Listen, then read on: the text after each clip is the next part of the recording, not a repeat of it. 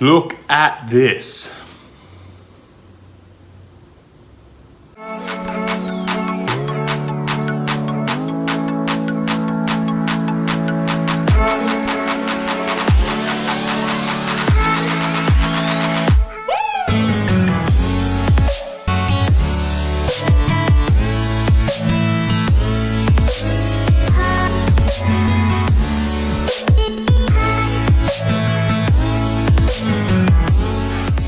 G'day YouTube, how's everyone doing today? So, I've actually been spending my time cutting up this Marry slab for an order that I've got. But I made my first cut into it and it was soaking wet on the inside. That's not what you want with wood. So, I've had to put that slab aside so that it can dry, and I figured I might as well use this time to shoot another video. We had the WA Wood Show here a couple of weeks ago and I managed to pick up some really awesome kit. One thing I found while I was there was this beautiful salmon gum bowl blank. Now I'm almost thinking this is a bit of burl, I'm not 100% sure, so don't quote me on that. But just with all this figure in here, it's got me leaning towards the fact that it might be burl. Anyway, you've seen me do a lot of projects with salmon gum. I'll link something up here and I'll maybe even put some more in the description if you want to check them out. So I thought, why not turn a bowl to go with everything else? This blank has got some voids in it, as you can see there.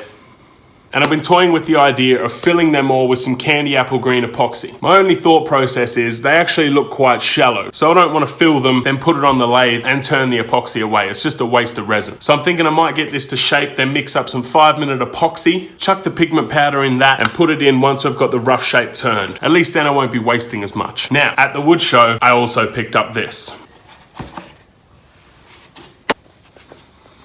These are my new carbide cutters.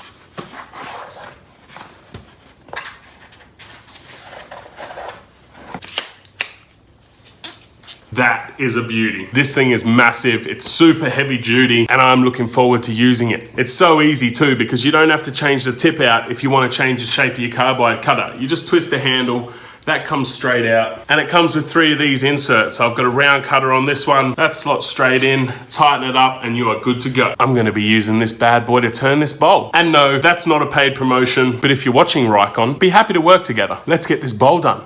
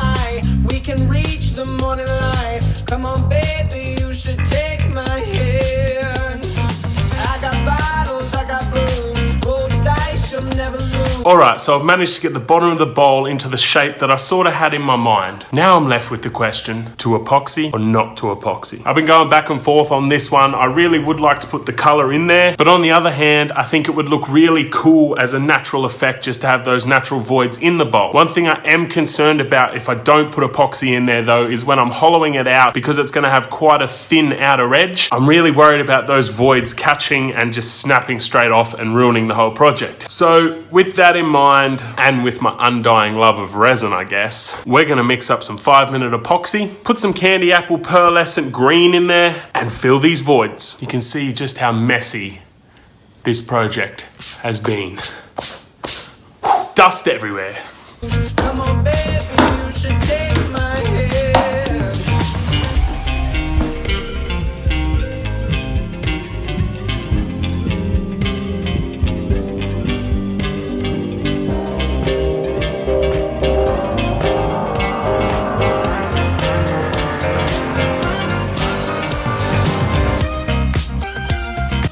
So 5-minute epoxy is a lie, because we've been at this for about an hour now and it's still not fully set. Looks like quite a mess now, but that will all change once we hit the lathe again.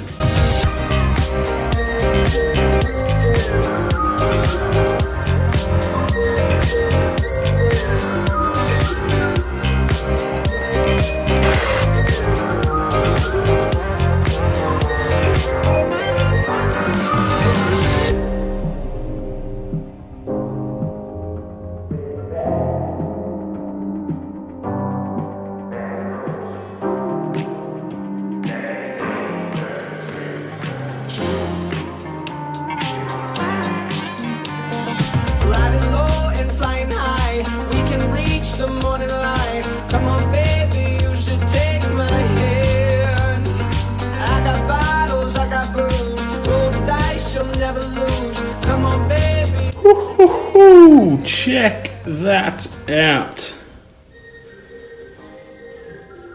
This is coming along great.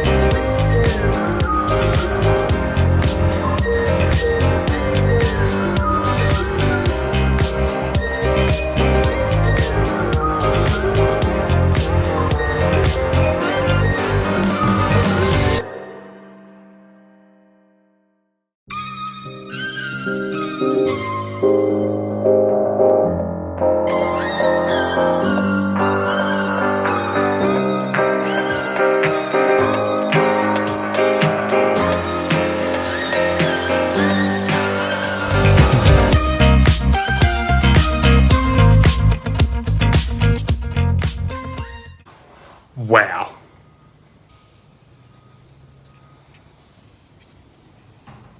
I am beyond stoked with the results on this one. I've never turned salmon gun before, so this was a bit of an experiment. The 5-minute epoxy mixed in with the green pigment came up super well in the mortise there. I really like that. I was actually debating on whether to put it in the mortise because that's where I put the brand, but I was lucky enough that there was enough room in there for my brand without having to burn into the epoxy. I'm not gonna lie, there's not as much green in here as I was hoping for, but just the subtle hints of it look really, really good, I think. If you like the look of this bowl, make sure you jump on our Facebook page, get in touch, and we'll organize to ship it out to you. With this bowl, I actually tried another experiment. I made my mortise really, really shallow. Now, normally I go quite deep with my mortise because I like to have the jaws of the chuck lock in there really securely. I've had a few big pieces fly off and nearly hit me. Not a fun time at all, that. But considering this was a smaller piece, I thought I'd give the shallow mortise a go, and I am really happy with how it worked. It makes the bottom of the bowl look a lot more elegant, and it actually held up really well. Now, I'd say that's only probably about 2 to 3 mil deep, so I was really impressed at how well the chuck held on to such little material. Words just can't explain how chuffed I am with this one. I normally say every video that it's my favorite, but I am still not over my skull chair yet. If you haven't checked out the skull chair build yet, make sure you check it out up here. But nonetheless, this has made me happy. So guys, that's it for today's project. Thanks for checking it out. Remember, if you like it, give the video a thumbs up, share it on your socials. All of that really helps. If you're not following us on socials yet, be sure to head on over to Facebook and Instagram. You can check us out there at J&D Creations 18. We've got a Patreon account if you feel like supporting the channel. Everything that comes in through Patreon will go straight towards buying new materials, new machinery, and just trying to build bigger and better projects on this channel. If you've got your own custom creation in mind that you want us to make for you, get in touch because we do custom orders. Just flick us a message on socials and we can have a chat about what you want. Speaking of custom orders, I've got to go now and sort one out. So until next Friday, see you later.